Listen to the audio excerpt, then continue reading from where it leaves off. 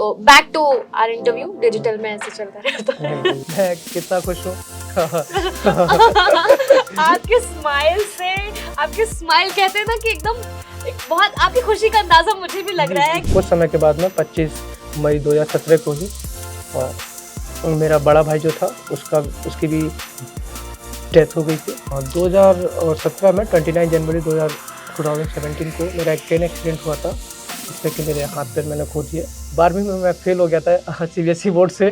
अभी मैंने देखा वहाँ पे एक बच्ची मुझे अभी मिली तो उसका 99.4% है। मैं देख के शॉक हो गया कि यार मैं तो फेल हो गया था। मुझे लगा कि क्या होगा पढ़ाई करके, मैं अब तो अपना नौकरी कर ही रहा हूँ, पैसे मिल ही रहे हैं। हाँ जॉब चल रहा है कि हाँ सर।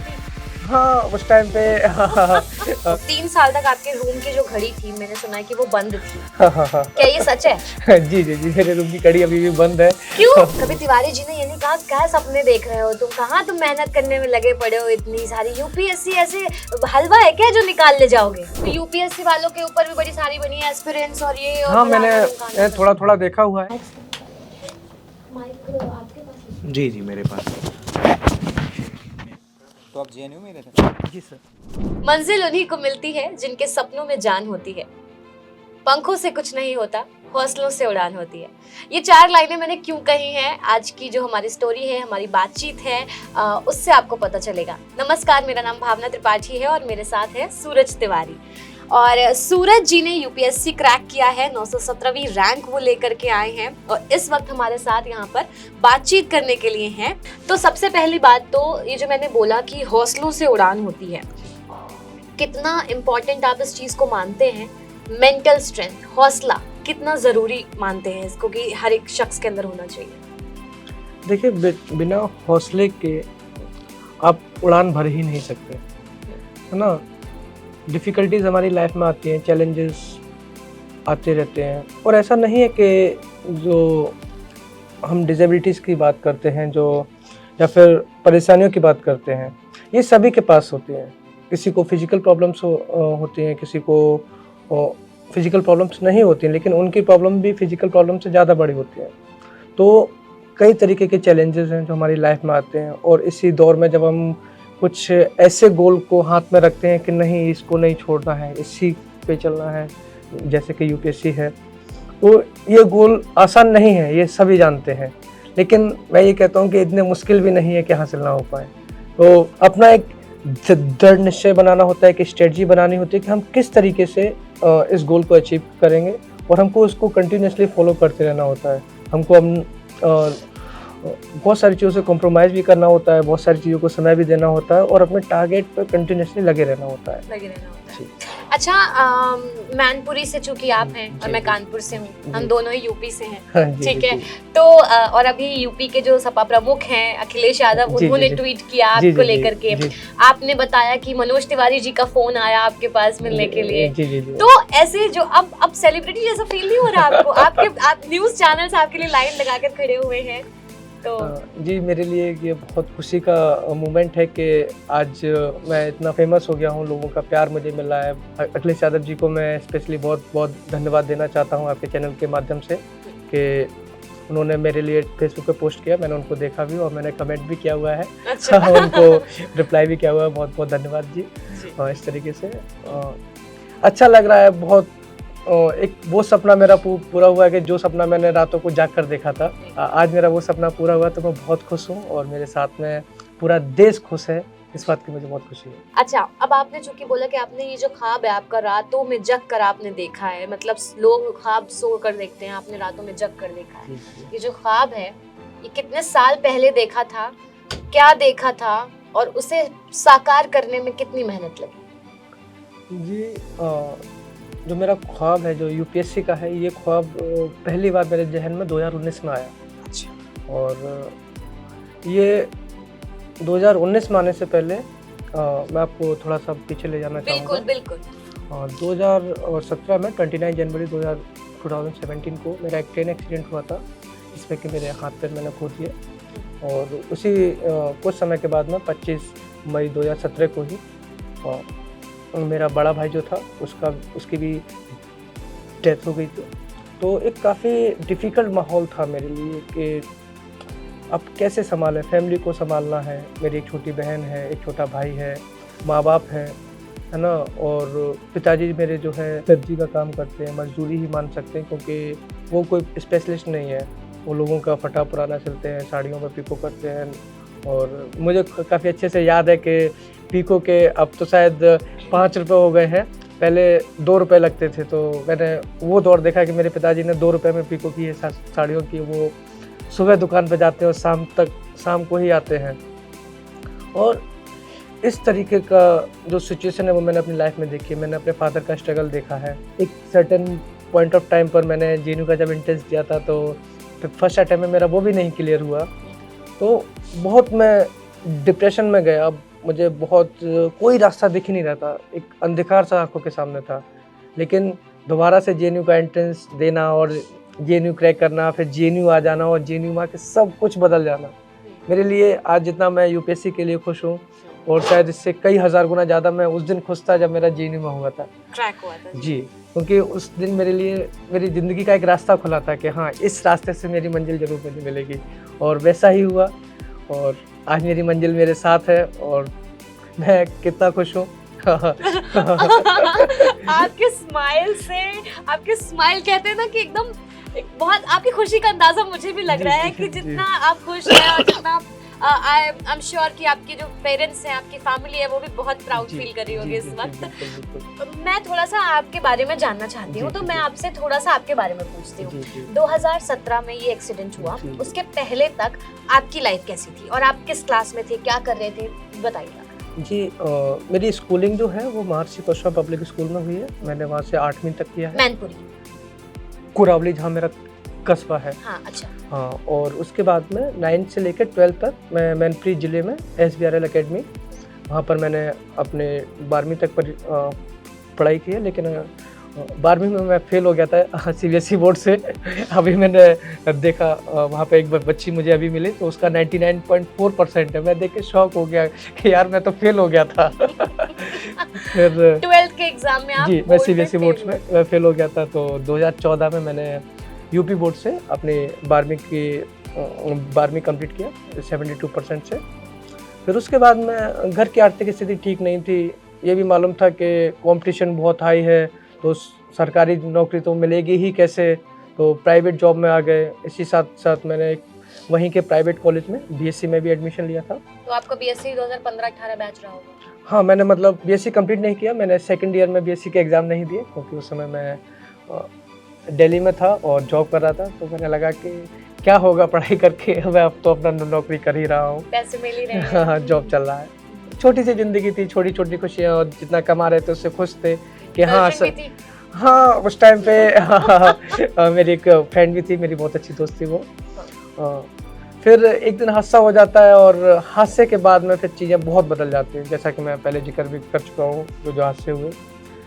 उसके बाद में उन हादसों के साथ ओवरकम करना, अपने आप को इस जगह पर लेके आना शायद बहुत बहुत मुश्किल था, लेकिन मैंने करके दिखाया। इस बात का मुझे अपने आप पे प्राउड फील होता है कि हाँ, मैंने करके दिखा दिया। बिल्कुल बिल्कुल। 2017 में जब जो हादसा हुआ आपका, तो आप दिल्ली में ही थे?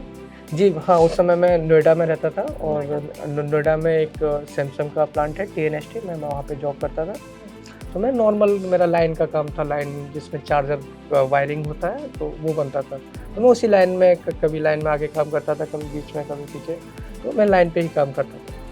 टाइमिंग जनरली सुबह 7 से लेकर शाम के 7 बजे तक रहता था। तो सुबह 6 बजे उठो, 7 बजे कंपनी पहुंच जाओ और वहां पर पूरा दिन अपना ड्यूटी करना है। शाम को 7 बजे फ्री हुए, बस में बैठे, 7:30 बजे रूम आए, फिर खाना बनाना है, खाना बनाया, 8-9 बजे तक खाना खा के सो जाना। यही एक ज़िंदगी मेरी रही है। और फिर ये हुआ और उसके बाद फिर आप मैनपुरी वापस गए? एक्सीडेंट के बाद में मैं 1 साल घर पे ही रहा हूँ, क्योंकि मैंने जेएनयू का एग्ज़ाम देने के बाद घर चला गया था। 20 मई को मैं घर पहुँचा हूँ, 25 मई को मेरा भाई ख़त्म हो गया था। देन वो मैं घर पे वो 1 साल जो रहा हूँ, उस 1 साल में मैंने वो देखा जो कि शायद दुनिया की हकीकत है। लोग बहुत बहुत चिंतित थे मेरे लिए कि अब मैं कैसे अपनी लाइफ को लेके जाऊँगा। Even I am not able to catch a glass of water, I am not able to do anything with the without my limbs, but I tried, I practiced, and now Now you are in you front of us. yeah. Like UPSC topper और cracker. Yeah. तो 2017 में जब आपके साथ ये accident हुआ उसके पहले आप जेएनयू एग्जाम फिल कर चुके थे, फॉर्म फिल कर चुके थे, दे चुके थे? नहीं, ये मैंने जैसा कि आपको बताया 2014 में मैंने अपना यूपी बोर्ड यूपी बोर्ड से आपने 12th किया, फिर आप ग्रेजुएशन आपने सेकंड ईयर तक छोड़ दिया। सेकेंड ईयर तक रहा, फिर मैंने ग्रेजुएशन किया नहीं। हाँ। फिर मैं नॉर्मली जॉब में ही था। 2017 में एक्सीडेंट हुआ।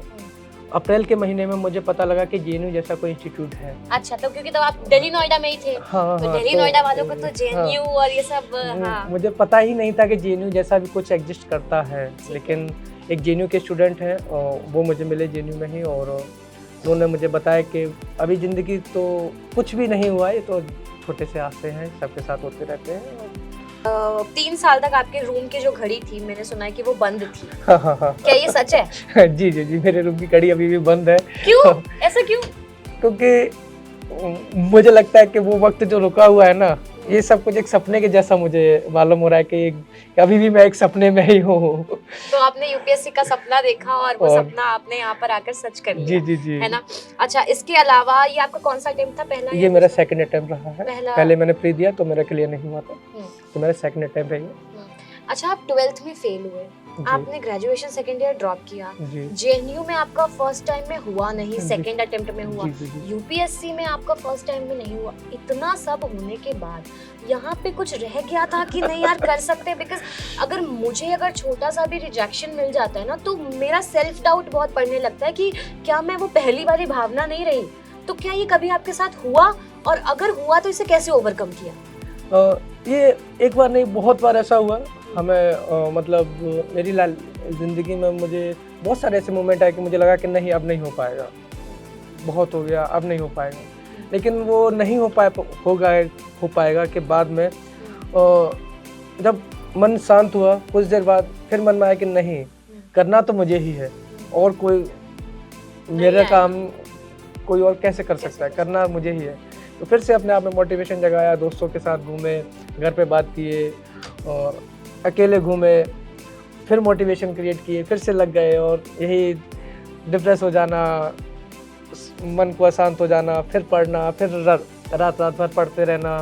तो यही कारवां मेरा बना रहा पिछले 5 साल में, और मेरी ये 5 साल की ऐसी मेहनत है जो आपके सामने है। अच्छा, और अब जैसे चूंकि आपकी 917वीं रैंक आई है, तो आपको इस बात का कोई गिला है, या आप एकदम खुश हैं, या आप दोबारा देने की एग्जाम सोचेंगे, या आपको लगेगा कि नहीं बस अब ठीक है, और मैं जो मेरा सपना था, चूंकि वो आपने खुद के बल पर साकार किया है, क्योंकि लोगों के लिए ये अगर 19 था तो ये आपके लिए 24 रहा होगा। जी, क्योंकि आपके लिए ये डबल मेहनत रही होगी, जहाँ तक मैं समझ रही हूँ। जी, बिल्कुल। ठीक है, तो क्या कहना है इस पर आपका? मेरी जो रैंक आई है 917, मैं इससे बहुत खुश हूँ, क्योंकि जैसा कि सभी जानते हैं कि यूपीएससी का जो सिलेक्शन रेट है 0.01% है, और लिस्ट में कहीं भी आ जाना ये अपने आप में एक सम्मान की बात है, चाहे वो रैंक फर्स्ट हो या सबसे लास्ट रैंक हो, क्योंकि मेहनत जितनी फर्स्ट रैंक वाले ने की है उतनी लास्ट रैंक वाले ने भी की है। तो ये फ़र्क नहीं पड़ता कि रैंक किसकी क्या आई है, सबने बहुत मेहनत की है, और मैं बहुत खुश हूँ जिनका सिलेक्शन हुआ है। मैं उन सभी को भी बधाई देना चाहता हूँ आपके चैनल के माध्यम से, और जिन लोगों का नहीं भी हो पाया तो हिम्मत नहीं हारनी है, प्रयास करते रहना है, क्योंकि सफलता यूं ही नहीं मिलती, और जब मिलती है तो ऐसी मिलती है। तो ऐसी मिलती है। अच्छा, एक बात बताइए कि अगर यूपीएससी नहीं क्रैक होता, मान लो नहीं यूपीएससी करना था, तो क्या करना था? जी, अगर यूपीएससी नहीं भी क्रैक होता तो मेरा मास्टर्स में जीआरएफ मेरा निकला हुआ है, तो मैं पीएचडी में एनरोल हो जाता, और पीएचडी के साथ में अटेम्प्ट में नहीं छोड़ता, जब तक मैं बनता नहीं मैं नहीं छोड़ता। एकेडमिक्स में ही सब करना था, कुछ अलग, कुछ कल्चरल में, बॉलीवुड, स्पोर्ट्स, कुछ उसमें इंटरेस्ट? हाँ, मैं स्पोर्ट्स में भी एक्टिव हूँ, मैं व्हीलचेयर बास्केटबॉल जो है खेलता हूँ, और मेरे काफ़ी फ्रेंड्स भी हैं कैंपस में, तो हम लोग साथ में व्हीलचेयर बास्केटबॉल खेलते हैं, कभी कभी क्रिकेट भी खेलते हैं, चेस भी खेलते हैं, बहुत इन्जॉय करते हैं। और मैं मोस्टली जो भी एक्टिविटीज़ है जिसमें मैं पार्टिसिपेट कर सकता हूँ, मैं उन सारी एक्टिविटीज़ में पार्टिसिपेट करता हूँ। करते हैं। जी। अच्छा, जो कि आपके पेरेंट्स आपने बताया कि थोड़ा सा फाइनेंशियली जी है जी ना जी जी वीक रहे हैं। इसके अलावा आपका अगर उसकी बात करें, मदर की बात करें तो वो होम मेकर हैं, जी जी फादर आपके टेलर। कभी जी। तिवारी जी ने ये नहीं कहा क्या सपने देख रहे हो तुम, कहाँ तुम मेहनत करने में लगे पड़े हो इतनी सारी, यूपीएससी ऐसे हलवा है क्या जो निकाल ले जाओगे? कभी जी किसी ने कहा ये नहीं कहा? जी जब मैं कैंपस में मैंने प्रिपरेशन स्टार्ट किया 2019 में, जेएनयू आने के बाद मुझे पता लगा कि यूपीएससी कुछ होता है, क्योंकि पहले मुझे जेएनयू का ही नहीं पता था। जेएनयू आके मुझे यूपीएससी का पता लगा, तो शुरू किया तो शुरू में बहुत लोगों ने बोला कि बहुत मुश्किल है। मैंने जब पहली बार अपने पापा को बताया कि मैं इस परीक्षा के लिए अपीयर होना चाहता हूँ, जब मेरा प्री क्लियर हो गया उसके बाद में मैंने पापा को बताया कि मैं इस परीक्षा के लिए तैयारी कर रहा हूँ। प्री से पहले मैंने पापा को बताया ही नहीं था बताया ही नहीं था। हाँ कि मैं यूपीएससी के लिए प्रिपरेशन भी कर रहा हूँ। मेहनत करते देखते थे तो पूछते नहीं सब क्या नहीं, मैं पढ़ते थे? एक्चुअली जेएनयू में ही रहता हूँ। मैं पिछले अच्छा। 5 साल से जेएनयू में हूँ अच्छा। और मम्मी पापा घर पे रहते हैं गाँव में, तो आना जाना रहता था। हाँ। लेकिन यहाँ भी कैंपस में भी अपनी स्टडीज़ को कंटिन्यू रखना, ये भी जेएनयू में भी अपना आप को कंटिन्यू रखना, ये भी बड़ी बात होती है।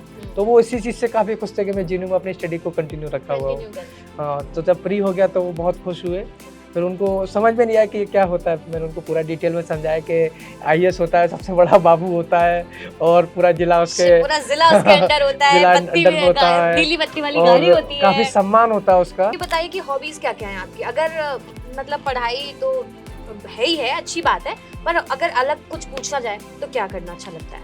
हॉबीज़ में मेरी वैसे तो मैं बहुत हंसमुख हूँ, मैं बहुत वो मजाक हम करना। लोगों को पता चल रहा हाँ, है। मैं बहुत मजा आपके प्यारे से स्माइल के साथ वो हम हाँ। लोगों को पता चल रहा है। और मुझे मतलब जो लोग होते हैं ना कि छोटी छोटी बातों को लेकर थोड़ा सा अपसेट हो जाते हैं, मैं ऐसे लोगों को बोलता हूँ, ऐसे लोग मेरे पास बहुत आते हैं। तो जब भी वो आते हैं तो मैं उनसे हंसी मजाक करता हूँ, अरे यार क्यों, और छोटी छोटी चीज़ें हैं, सब आसानी से हो जाएगा। जी जी जी। और बेसिकली हॉबीज़ की मैं बात करूँ तो मेरा योगा और मेडिटेशन पे मैं ज़्यादा फोकस करता हूँ। स्ट्रेस बस्टर है। हाँ, मैं कम से कम डेली ही 15-20 मिनट मैं योगा को फॉलो करता हूँ और दोस्तों के साथ मैं व्हीलचेयर बास्केटबॉल खेल लेता हूँ, घूमने निकल जाता हूँ, कैंपस में लोगों से बातें करता हूँ, पार्टी में बहुत इन्वॉल्व रहता हूँ मैं। तो यही मेरी हॉबीज़ और लाइफ।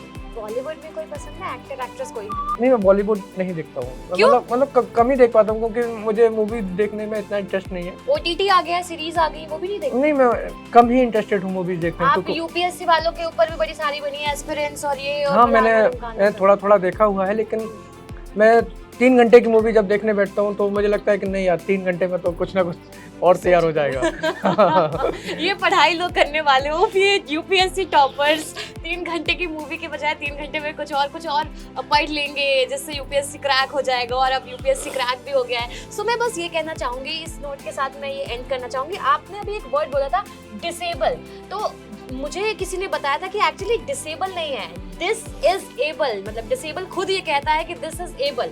आप Yes, डिफरेंटली एबल हैं, लेकिन यहाँ से इतने स्ट्रांग हैं हम लोग, पूरी चीजें होने के बाद। एक्चुअली मैं इस बात को थोड़ा सा आपको रोकना चाहूँगा कि हमारा एक मेंटल कंस्ट्रक्ट बन जाता है जी। कि हम जब किसी को देखते हैं तो हमको लगता है कि ये कैसे हो सकता है ना। बहुत सारी हमारी ज़रूरी नहीं कि आदमी फिजिकली ही हैंडीकैप रहे, बहुत सारे मैंने देखे कि मेंटल जो डिसेबिलिटी है ये बहुत ज़्यादा एग्जिस्ट करती है, और फिजिकल डिसेबिलिटी कुछ भी नहीं है, क्योंकि आज अगर मैं फिजिकल डिसेबल हूँ उसके बाद भी मैंने वो किया जो कि आम लोग करते हैं, जो भी बने हैं वो सभी आम हैं, और मैं भी उन्हीं में से एक हूँ। बस फ़र्क इतना है कि मैंने फिजिकल डिसेबिलिटी को इतना इंपॉर्टेंस नहीं दिया, मैंने इसके साथ में अपने आप को यहाँ लेके आया। लेकिन जो मेंटल डिसेबिलिटी है हमको बोलती है कि नहीं यार, हमसे नहीं हो पाएगा, या फिर हमसे तो इतनी मेहनत ना हो पाएगी। तो मैंने ये अपने माइंड में कभी नहीं आने दिया। मुझे लगा जो भी है करना है और करके दिखाना है। एक बार में नहीं होगा, 2 में होगा, 2 में नहीं होगा, 3 में होगा, मैं रुकूंगा नहीं। और ये तो मेरा एक वन ऑफ द ड्रीम रहा है यूपीएससी।